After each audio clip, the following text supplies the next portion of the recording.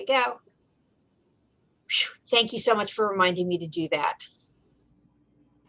Thank you. Okay.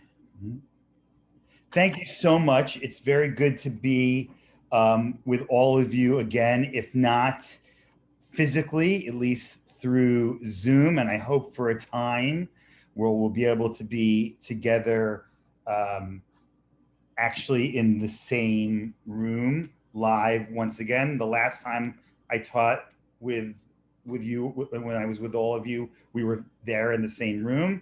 So I look forward to when that will be once again. Anyway, today I'm going to be talking about the next Jewish holiday that is coming up in the Jewish calendar, one that is not so celebrated. In fact, I would say a lot of people are not even aware of its existence. It's a holiday that's called Tu B'Av. And just to let you know when it falls out this year. It falls out this year on the evening of July 23rd, the day of July 24th. So it's falling out on Shabbat, this coming Shabbat. So we're just in time to get ready for it. And the literal meaning of Tu B'Av is the 15th of Av, because it falls out on the 15th of Av. The 15th of Av, the 15th day of the month of Av in the Jewish calendar. That's really the literal meaning of it. But there's actually a lot more to it. And really the goal of our class today is to really find out what this holiday is about. If you've ever heard about it at all, and if you read my blurb describing today's class, you've probably heard it described as the Jewish Sadie Hawkins Day, I'm guessing, or the Jewish Valentine's Day. When you see it celebrated at all, it's usually celebrated in a lot of circles with kind of like a dating game or some kind of singles events where singles can meet their, hopefully their future partners in life. And we'll find out hopefully why that is the case. So there's a text that I sent, and I believe you all received it in your emails. We're not going to be going through that text line by line, but that is the text that this class is based on, but it's not necessary for us to read it word for word, but that is what the entire class is nonetheless based on. And it's from the Talmud in Masechet Ta'anit, Tractate Ta'anit, which is the area of the Talmud that deals with fast days, and it's from pages Lamed Aleph, Amud Aleph, page 30, actually, I'm sorry, Lamed Amud Bet, page 30 on the B side, to Lamed Aleph, 31A. That's the pages that we're going to be on. But again, I'm not going to be going through it literally each day. Before we get to what the page in the Talmud talks about, I just want to share with you that when Tu B'Av happens, there are certain changes to the liturgy. For example, to the various prayers that we say.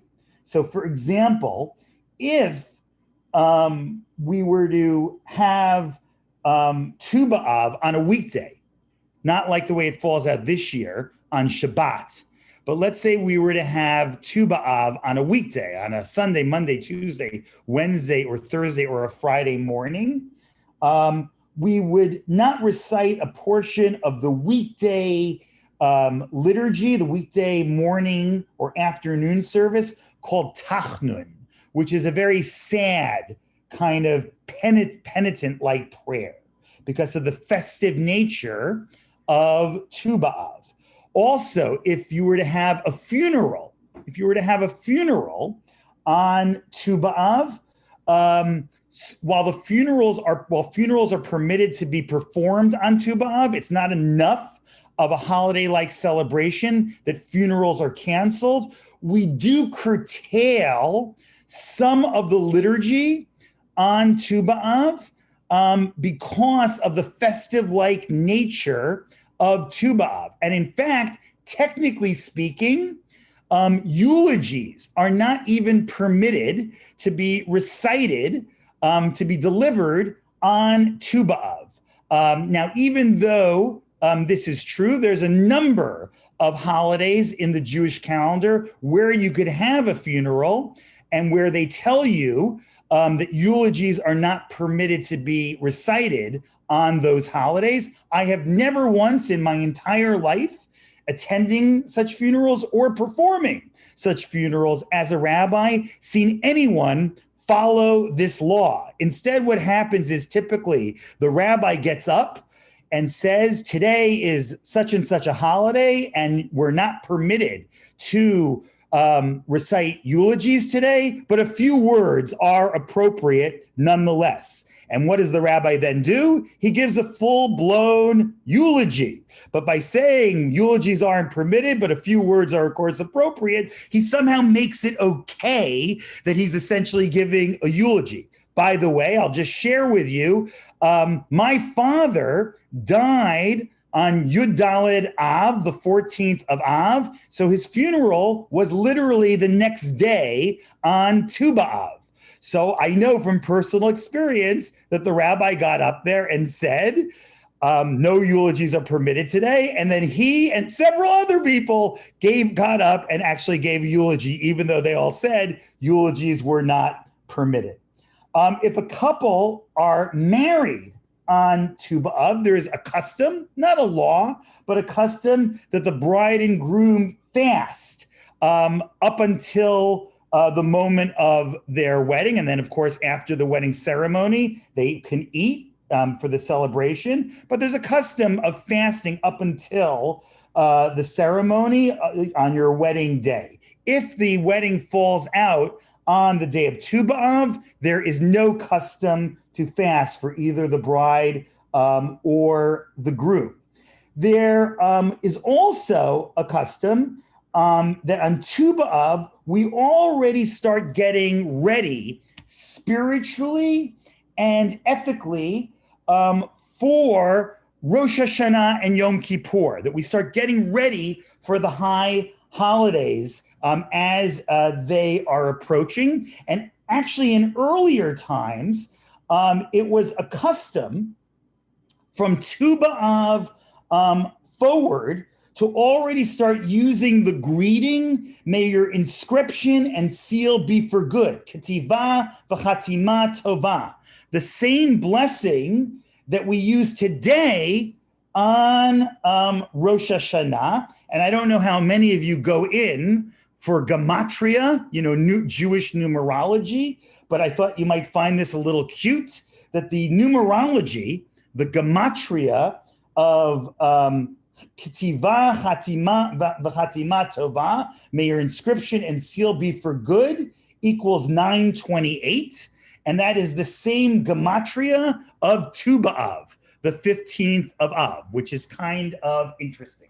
So that's a little bit of an introduction to Tu B'Av. But now what I really want to do is dissect what Tu B'Av is about. So what we're going to do is, based on the text that you have before you, and again, you don't have to read through it, we're going to really understand what events took place on Tu B'Av historically in Jewish history that made it a holiday. And there are 7 specific events that occurred in Jewish history that made it into a Jewish holiday. And then what we're going to try and find out, do these 7 events contain some kind of common denominator that made it into a Jewish holiday? And what is the essence of the day based on that common denominator between these 7 events, defining what really is the day about. By the way, before we go forward and I describe the 7 events and we search for that common denominator to define what the day is really about, just a side point, and I hope this doesn't diminish my goal or what Tu B'Av is about before I even start talking about it.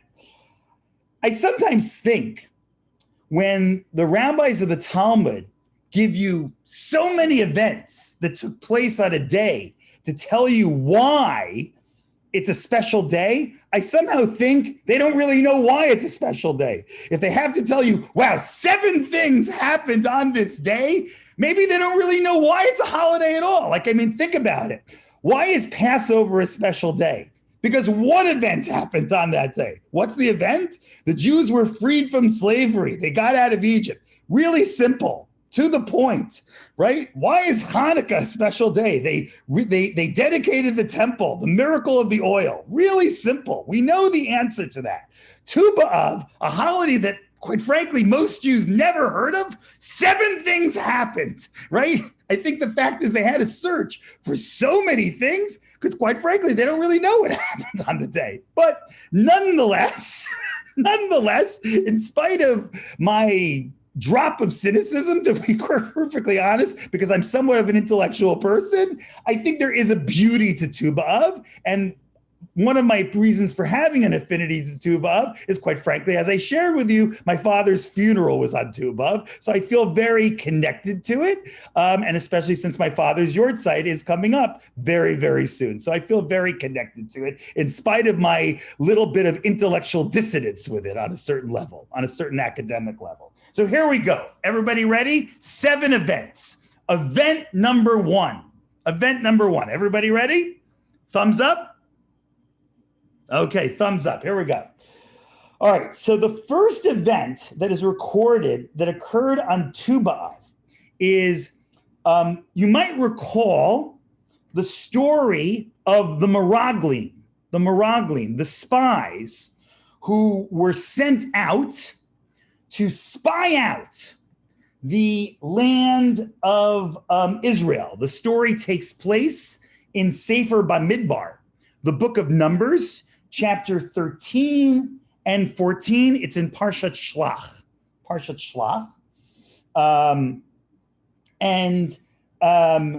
They come back, 10 of the 12 spies. There's 1 spy per tribe. That's why there were 12 spies. And 10 of the 12 spies come back with negative reports about the land of Israel, right? The 2 spies who come back with the positive reports are Kalb and Joshua, right? The other 10 come back with negative reports and they say, we'll never be able to enter the land of Israel. We'll never be able to take the land of Israel. It's impossible. The people there are like giants. We're like grasshoppers in their eyes. We'll never be able to do it. And this is considered a great sin in Jewish history from a theological point of view. I think to a lot of us, we somehow don't really get why this is so sinful. The idea is that they lacked faith in God, that God was sending them, on this mission of journeying from, Egypt to Israel, and they had, God's promise to enter the land of Israel. So why would they doubt that they wouldn't be able to enter the land of Israel? But beyond that, they were doubting themselves. They had a lack of hope. And they weren't able to see Jewish destiny and a Jewish future. Anyway, as a result of this sin, God decreed that generation of the nation would remain in the Midbar, in the desert, for 40 years. And eventually, God finally forgave the people for the sin of the spies. And the day they were forgiven was on Tu B'Av, was on Tu B'Av.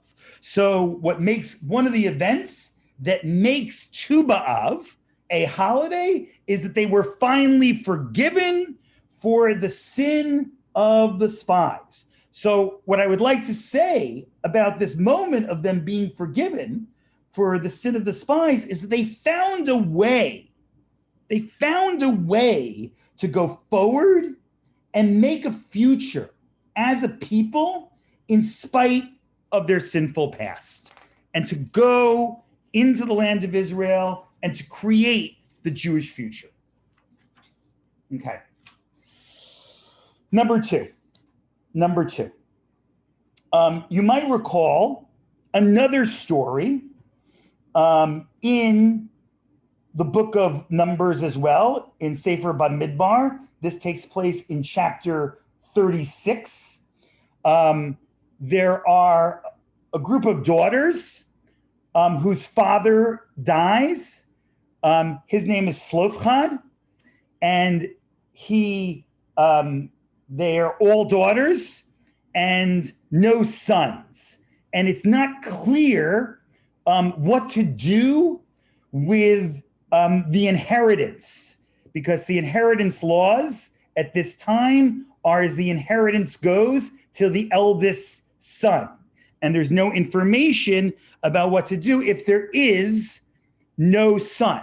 It sounds like the opening of like a British novel. You know, it sounds a lot like Downton Abbey. Oh, woe is us. What shall we do? Our father has died and we have no male heir. How shall we go on? Our sister Mary has to find a male heir to marry. You know, it sounds like one of those, movies that you see on Masterpiece Theater. You know what I'm talking. They're more or less all the same. You know the kind of movie or book I'm talking about, right? So it's kind of like that.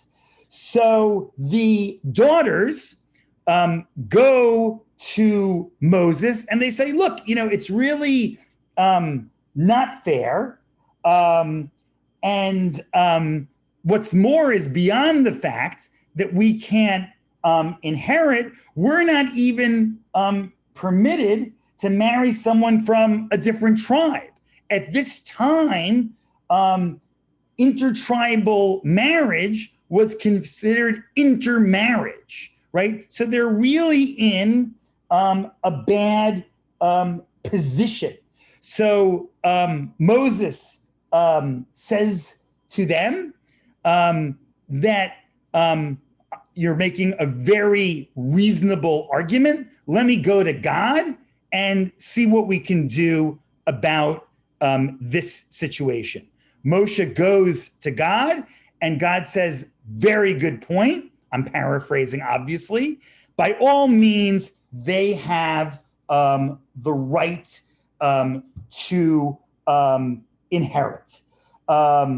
Beyond this, the decision was also made eventually to permit intertribal marriage, that no longer would intertribal marriage be considered intermarriage. And they did this by applying the previous law about intertribal marriage only to the previous generations. But going forward, they would permit it to future Jewish generations. So this all occurred. These decisions all occurred on Tu B'Av. So what I would like to say about that is, while they committed themselves fully to tradition, they went forward and really committed themselves to seeing how they could create a Jewish future. That was their goal. Okay? Event number 3. Generations later, in the time of the judges, in Sefer Shoftim, the book of Judges, a horrific, terrible, absolutely terrible event occurred in Sefer Shoftim, the book of Judges, chapters 19 to 21. And again, all these events that I'm referring to are listed in the section of the Talmud that I sent to you. There was a horrible gang rape of a concubine in Giva, which is a city of the tribe of Benjamin, And it was done by the men of Benjamin. And she was left dead by the continuous gang rape. As a result of this horrific attack, the rest of the Jewish people made a decision going forward that they would not permit their daughters to marry anyone from the tribe of Benjamin. Going on into future generations of the tribe of Benjamin, generations well past the incident, men who had nothing to do with this incident, who could have very well been good and ethical people, who had literally nothing to do with this. This threatened them and their tribe with annihilation. And it eventually even led to a civil war amongst the Jewish people. The prohibition of not marrying the rest of the Jewish people into the tribe of Benjamin was lifted on Tu B'Av. The people realized that if they kept their prohibition, one of the 12 tribes could have totally disappeared. Interesting, by the way, the first king of Israel, Saul, who was by no means a perfect king, but I think it's worthy of pointing out, the first king of Israel comes from the tribe of Benjamin. Mordechai, in the Purim story, comes from the tribe of Benjamin. I think that should be noted here. Anyway, I think what's important is that they eventually understood that they could not blame the sins of the fathers and the grandfathers and the great-grandfathers, that they could not punish the children for the sins of the fathers and the grandfathers and the great-grandfathers. And they had to find a way to go forward and to save the Jewish future and to create a Jewish future. And they did this on Tu B'Av. Event number 4. There was a king in Israel whose name was Yeravam. In English, we say Jeroboam, who was known as a very evil king. He split off the kingdom of Israel from Judea with its 10 tribes from the kingdom of Judea.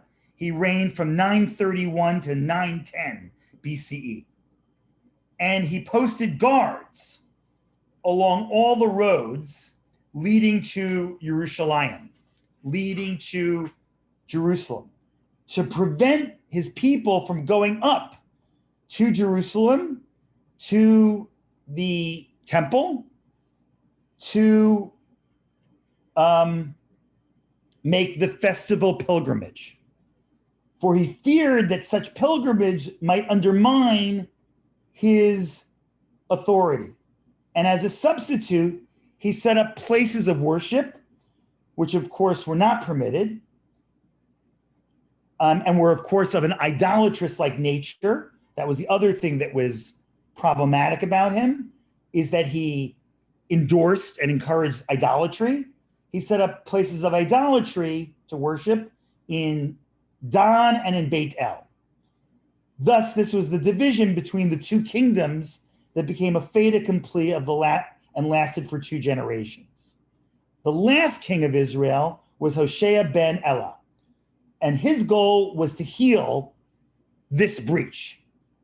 He removed all the guards from the roads leading to Jerusalem, leading to Jerusalem, thus allowing his people to make the pilgrimage again.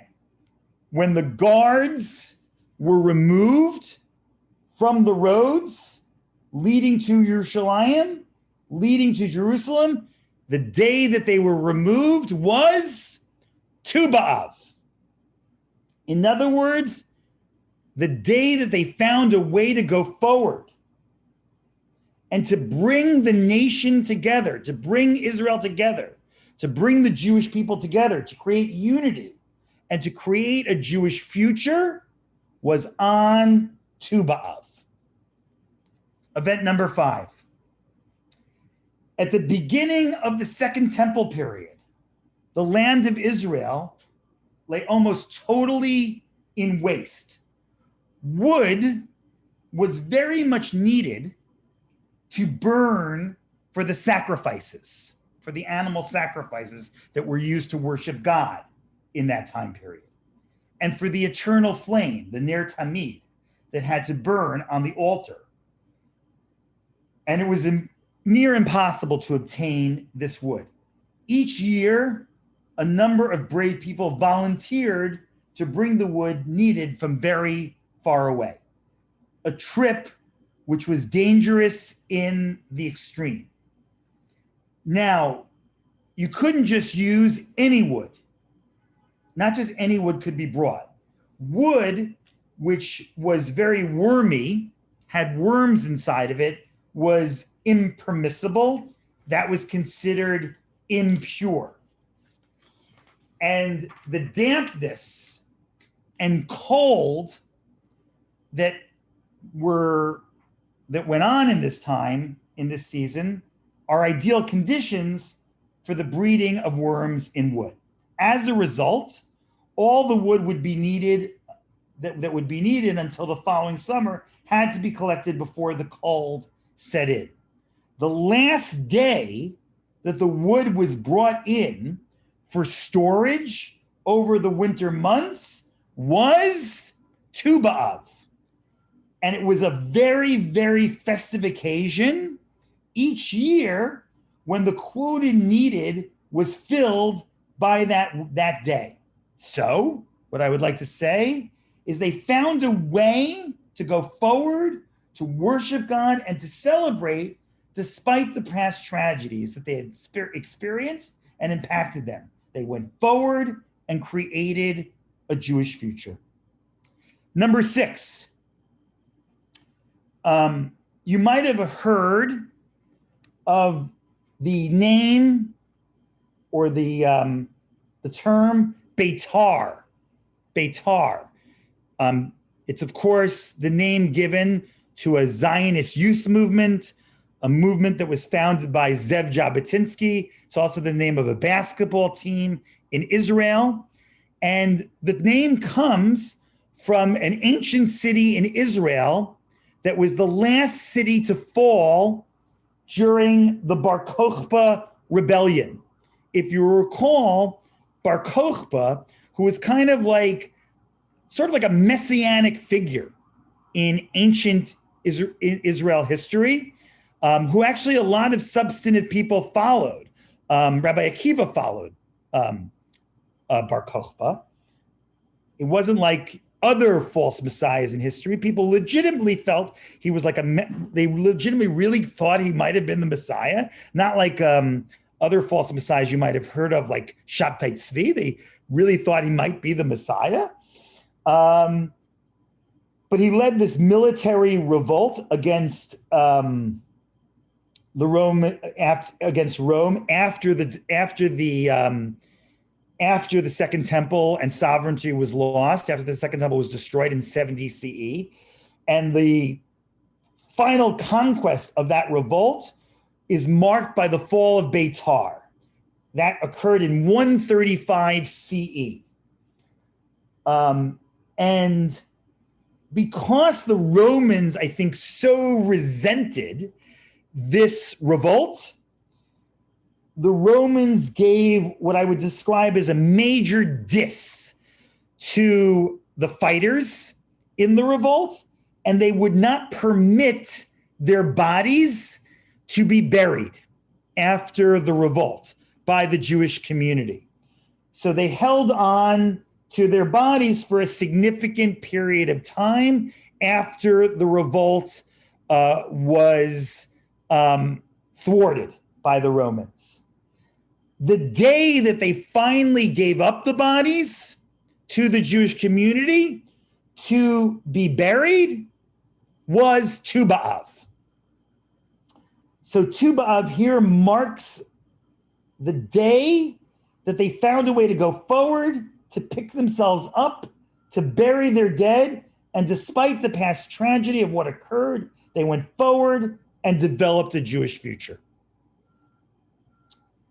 Event number 7, and this is our last event, and the most famous event associated with Tu B'Av, and it's mentioned not only here in the section of the Talmud that we are looking at, but it's also mentioned in another area of the same tractate that we're looking at, Masechet Ta'anit, Tractate Ta'anit, Kaf Vav Amud Bet, page 26b. And it says there never were in Israel greater days of joy than Tu B'Av and Yom Kippur. Interesting side point. I think a lot of people don't look at Yom Kippur as a joyous day. I think some people look at Yom Kippur as a sad day. Yom Kippur is not a sad day. It's a day of awe. It's an awesome day, but it's not a sad day. It's a very powerful and meaningful day, but it's not a sad day, and it can even be a joyful day. It can even be a joyful day, in my opinion. I think it sometimes gets the rep of being a sad day because we do Yizkor on it, but that's only a very brief moment of Yom Kippur. There's a lot of joy, I think, in reality to Yom Kippur because of our goal of trying to do tshuva and that our hope that we'll be successful in doing repentance on Yom Kippur. Anyway, they're saying that Tu B'Av is analogous, is parallel to the power of Yom Kippur, to the power of Yom Kippur. Anyway, what they describe is that in the period of the Second Temple, that on these days, the single women of Yerushalayim used to walk out into the streets of Jerusalem in white garments. And the white garments were borrowed. And the garments were borrowed whether you were from a wealthy family or whether you were from a poor family, because they didn't want to shame anyone. So whether you were wealthy or poor, everyone had to borrow white garments on that day. And here's an exact quote from the Talmud. The daughters of Yerushalayim from Jerusalem came out and danced in the vineyards, exclaiming at the same time, "Young men, lift up your eyes and see what you choose for yourself. Do not set your eyes on beauty, but set your eyes on creating a good family.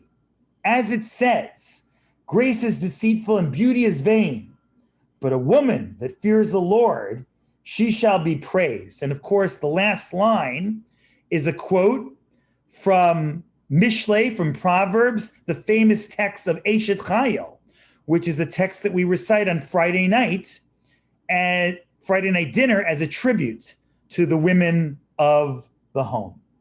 So to me, this really brings everything we have been talking about together. What is more the definition of going forward, despite whatever the challenges coming your way?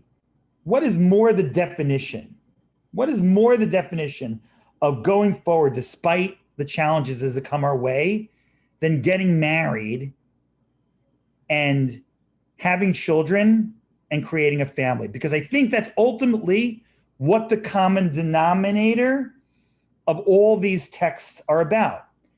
The common denominator of all these events that have occurred on Tu B'Av, it's all about going forward despite the challenges of the past, whether it's challenges of sin, whether it's challenges of some things that were done wrong in the past, whether it's challenges of disunity, whether it's challenges of mismanagement, whether it's challenges of people not getting along, whether it's challenges of tragedy. Whatever the challenges were, the mantra is to go forward, to find a way to go forward, to renew, and to create a Jewish future, to look for Jewish destiny, to find the future of Jewish history. And the last event, this idea of building relationships, getting married, having children, creating families, to me is one of the most powerful examples, not to in any way suggest that a path of being single is not a legitimate way to lead your life, because there are those who choose that path, and that's a completely legitimate way of leading your life. And it's also worthy of pointing out that merely because someone is single doesn't mean that they're not part of a family, and they're also simultaneously part of the Jewish future and the Jewish community and the Jewish nation. But I think the message is going forward and creating a Jewish future. And just to share 2 points with you as a conclusion, and then or 3 points with you as a conclusion, and then I very much want to hear your thoughts and questions. I once remember visiting the Jewish Heritage Museum in New York. I'm not sure if any of you have ever been there. It's, in many ways a Holocaust museum, but it's very much not billed as a Holocaust museum. It's very much called the Jewish Heritage Museum. It's in Battery Park.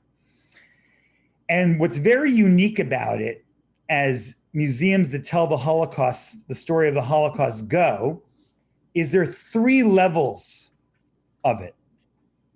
The first level tells the rich story of European Jewry before the Holocaust. That's level 1. Level 2 is the story of the Holocaust itself. Level 3 is rebuilding and going forward after the Holocaust in America, in Israel, and in other places around the world. As you transition and go up the escalator from level 2 to level 3, from the level about the Holocaust to the level that's on the 3rd level about transitioning and going forward after the Holocaust, the last thing you see on level 2, the level about the Holocaust, before you go up to level 3, the level about post-Holocaust, is a series of photographs of chuppahs, wedding canopies, that were set up literally outside of Auschwitz. That literally, after people were saved, were liberated, they literally walked out of Auschwitz and got married. That their response to Auschwitz was to go forward and to get married. It's what I would call a Tu B'Av moment after Auschwitz. That's 1. 2, as I mentioned to you, my father, Harold Kalb, Tzvi Ben Aryeh, his yahrzeit is this coming Thursday night, tonight, and tomorrow morning. And his funeral occurred on Tu B'Av. So I always think about him around this time and whenever I teach about Tu B'Av. And in many ways, I feel like his life was very much connected to Tu B'Av. I'm much younger than someone who would have a father typically who fought in World War II.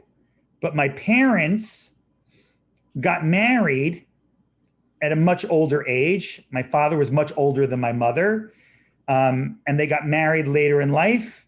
And my parents had me when they were older. And it was very special for me having a father who fought in World War II, and he shared tremendous stories. My father was a lieutenant in the United States Army, and he was a tank commander in George C. Patton's army, and he took part in the liberation of Czechoslovakia. And he saw, needless to say, without going into detail, horrific things. And yet, he was really the most loving and compassionate man in the world. I never used to like to get him that angry when I was a kid. I try not to do that many things wrong because I figured the last time someone really made him angry, he took over a town. So not long after he got back to America, he was at some kind of big singles event. And it was at one of these singles events where he eventually met my mother. But he was at some big singles event where there were hundreds and hundreds of young Jewish singles at some synagogue. And he was standing next to this rabbi. And the rabbi, who lived much longer than my father and was much older when he died, the rabbi shared this story with me. The rabbi said that my father said to him, "Isn't it a proud thing? Isn't it an amazing thing? Isn't it a beautiful thing to be a Jew? Look at where we are, Rabbi, just a couple years after the Holocaust, and look at all these Jewish people together, celebrating, coming together, meeting other Jews just a couple years after the war, just a couple of years after the Holocaust." And just to conclude, and then I want to hear your thoughts, Tisha B'Av, the day that we mark the destruction of the first and second temple and all tragedies in Jewish history and in the Jewish calendar, is, of course, the 9th of Av. We just commemorated it this past Saturday night, this past Sunday day. If you count the days from Tisha B'Av to the days of Tu B'Av, including Tisha B'Av itself, it's exactly 7 days from Tu B'Av to Tisha B'Av. In other words, the 7 days of creation. In other words, between Tisha B'Av, tragedy, and Tu B'Av, going forward, we recreate the Jewish future. And with that, I'd love to hear your thoughts, your words, your questions, your comments. Thank you all. Thank you. If you'd like to unmute yourself, please do.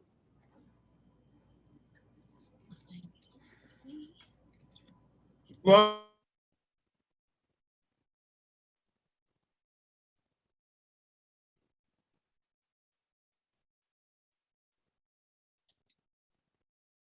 Leo, you need to unmute yourself.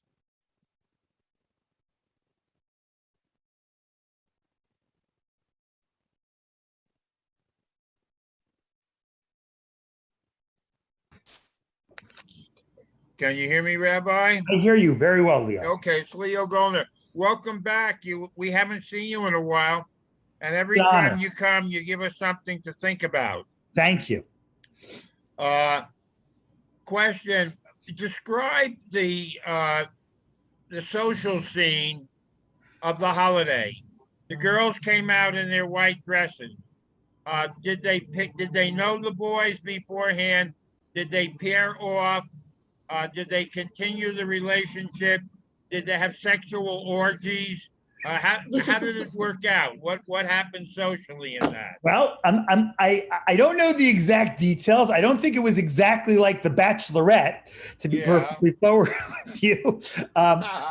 I'm sure there were not sexual orgies. From the text, all we can glean is it seems that they put out this mandate, and then the men made the selection. But I have the gut feeling that then they got the opportunity to say yes or no. But I think the most important piece is that they were putting out an important message to the men in two ways. One, that they were saying it's not about economics. And we see that by virtue of the fact that all the garments were borrowed.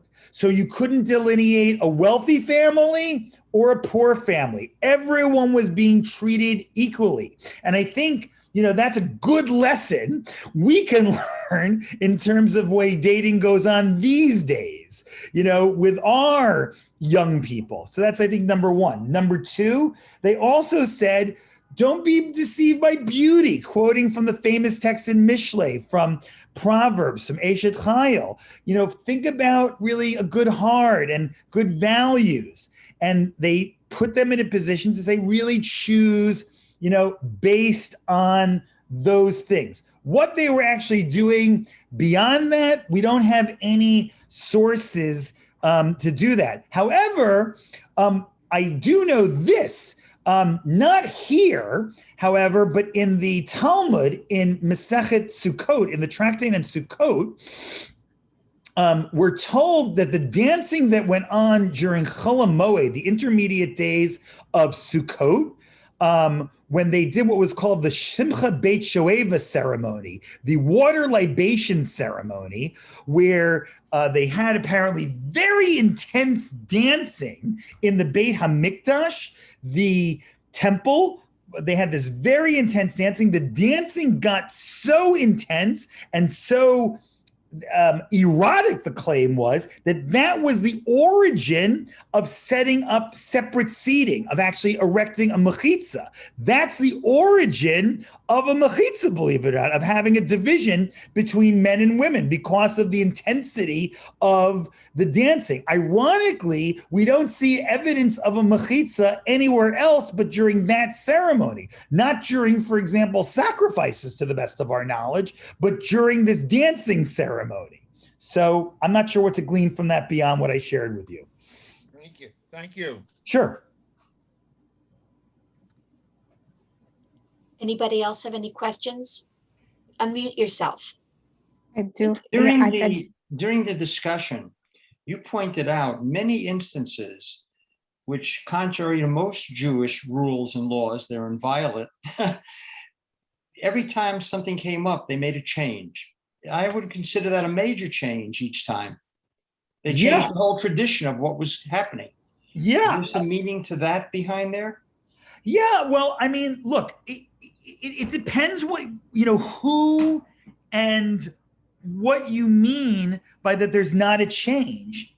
I believe that Jewish law is changeable. And I believe it has always changed throughout Jewish history. Now, how it changes, who changes it, the way it changes, that's in the details of it. But I believe that it has always changed. And those who claim that it should not change, that it has not changed, I think not only is that the most anti-historical and anti-intellectual statement, I think it's actually counter-religious, to be perfectly honest. The Chatam Sofer, who was kind of like one of the early architects of what would be described today as Haredi Judaism, right-wing Orthodox Judaism. He was very famous for the quote, Chadash Asur min Torah. Newness is forbidden according to the Torah. So what I would argue is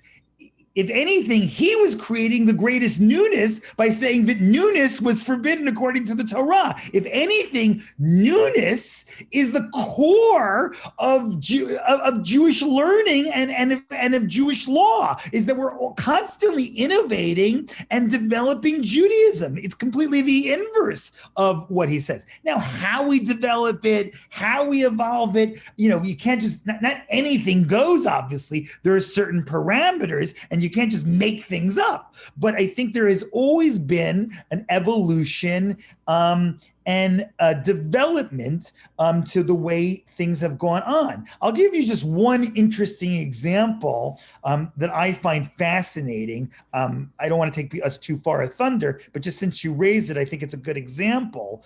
And it goes back fairly early. I think I'm always kind of fascinated by the fact that we have a biblical law that the inheritance should go to the firstborn. And yet the Torah itself in the narrative seems to ignore it in every single generation. In other words, there's not one single generation in the story of the Torah where we're giving the inheritance to the oldest relative, to the oldest male sibling. We're always usurping the role of the eldest sibling. Now, what's interesting is that by the time of the Mishnah changes the biblical law and says that parents have the right to divide up the inheritance, their will, however they want. It's up to them entirely. So what I find fascinating by this is the following. It seems that the narrative of the Torah is in conflict with the biblical law, and that what happens by the time of the Mishnah is that the legalistic element of the law, the legalistic element of the Torah, is catching up with the biblical story of the Torah. So essentially what's going on is the biblical story is setting us up with an ideal, a goal, a message, a moral. And then it's a question of how we fix the law over time to match that moral message. I don't know if that helps you at all. There was someone below who was simultaneously trying to come in, and we lost them. Who was that? I think it was He's right on top now. Yeah, Victoria. Please, Victoria. I'm sorry we missed you. Oh, no problem. Can you hear me? I can hear you, Victoria. Okay. I had a question, but before I ask my question, I just want to thank you for the beautiful way of connecting all those 7 events over the history and also giving it a personal spin. It's because you are like emotionally and personally invested into that. Maybe that helped you to connect it in such a special way. Thank you. And I want to thank you for that. Thank you very much. My question actually relates to the very first event that you mentioned that also like kind of contrasts the Tisha B'Av and Tu B'Av, right? The story, because the Tisha B'Av started with the story of the spies, and Tu B'Av kind of like, not a solution, but a contrast into that going forward. So it's just my question was, what year did that happen? Either what happened the same year or later? In other words, the dating of when the forgiveness of the atonement of the spies was, you're saying? Yes. So it's very hard to date things that actually occurred in that time period. It's not scientific. I mean, there are. Is it the same year or different year? Well, as I said, it's very hard to give exact dating on those. You will find sometimes rabbis giving dates on these things, but I don't know how intellectually honest and academically accurate those dates are, to be perfectly honest. I was actually curious about the same thing, and I tried to look up some dates on it, and I didn't find most of the dates that I was seeing to be so sound on a historical level. So what I found was the following, that most of the events that we see in the book of Numbers occurred somewhere in the period of 1500 That's BCE. terrible. To actually date any given event in the book of Numbers precisely, I think anyone telling you that they say, oh, well, this event occurred in this year or that event occurred in this year, I don't know how they're actually dating that. My sense is I'd be very curious to see how they know that. I don't think we have any good hard data to base that on, to be perfectly honest. Oh, yeah, that's fair. That's fair. So somewhere I don't think there's any archaeology to suggest that. Now, maybe they can do that based on the Jewish calendar, but I don't think in terms of the secular calendar, I don't think there's any real way to know that, in all honesty. If someone else would have something, I'd be very curious to see that. But I couldn't find anything. I was thinking exactly what you were thinking. I was fascinated. Rabbi,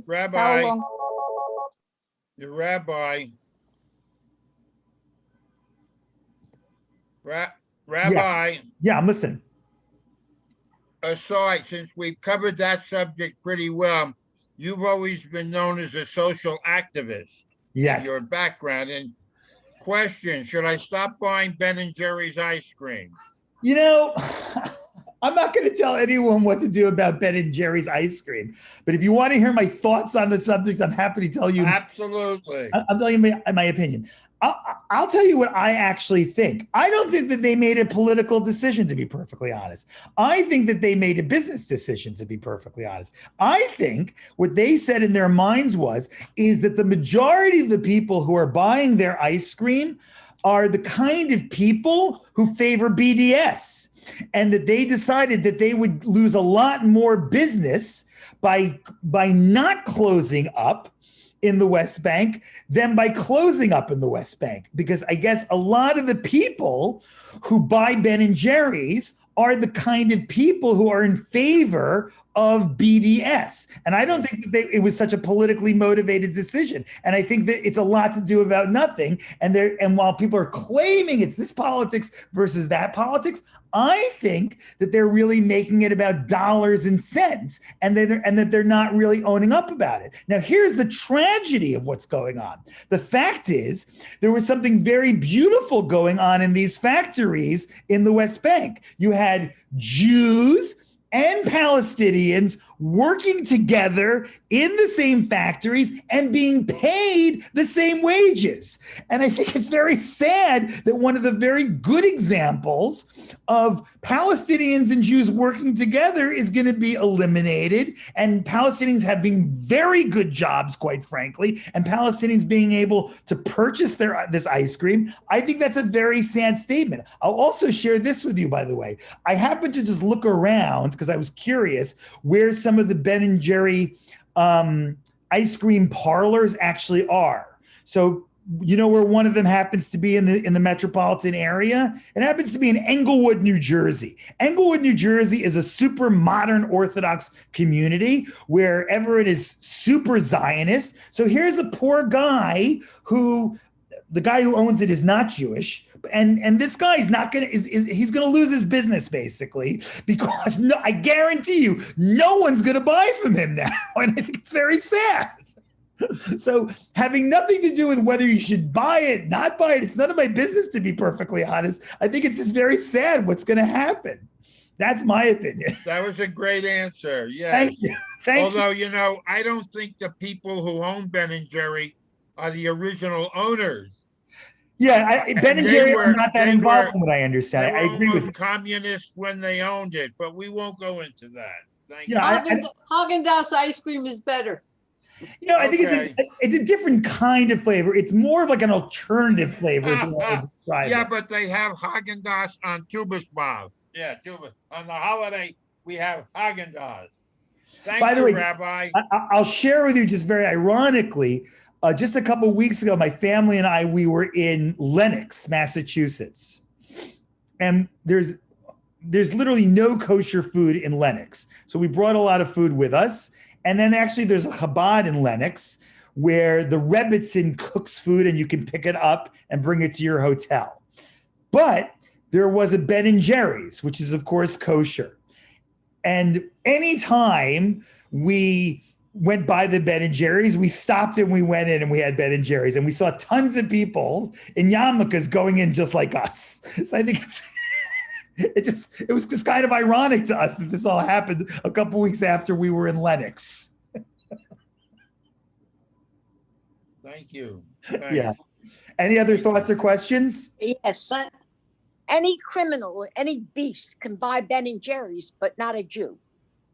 To me, Okay. this is a totally anti-Semitic behavior on the part of the people who made the decision. All right. All right.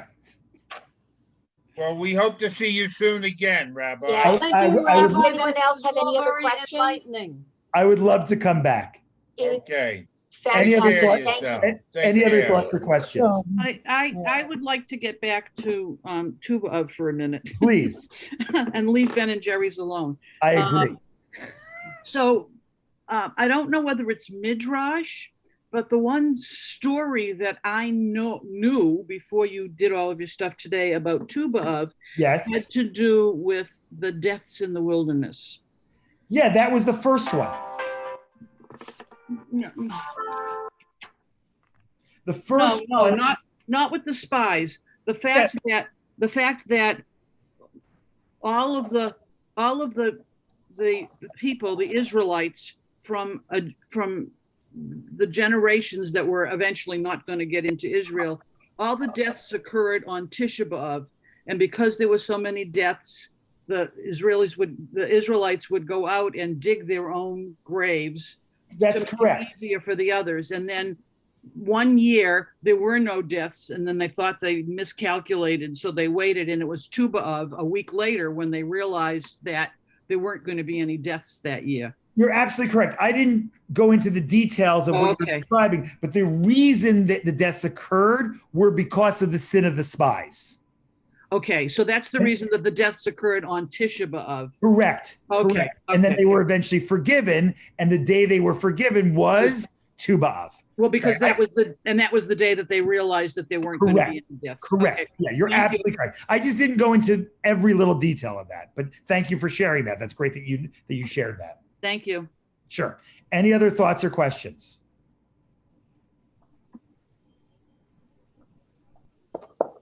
Guess not. Thank you, Rabbi. We Okay, really great. appreciate it. Was Thank you. enlightening, and we look forward to seeing everyone again next week. That would be great. Karen, Yes. the person that I forgot her name. The person I spoke Claudia. to, Claudia is the one with the British or South African accent. South African accent, yes. Do you have Claudia's number? I just need to follow up with her. I will email it to you. Great. Thank you so much. You're very welcome. All right, everyone, Thank have you, a good everybody, day for and a coming. good Tu B'Av. And thank you, Rita. Take care. Thank you. My pleasure. Thank you. Bye-bye. Bye.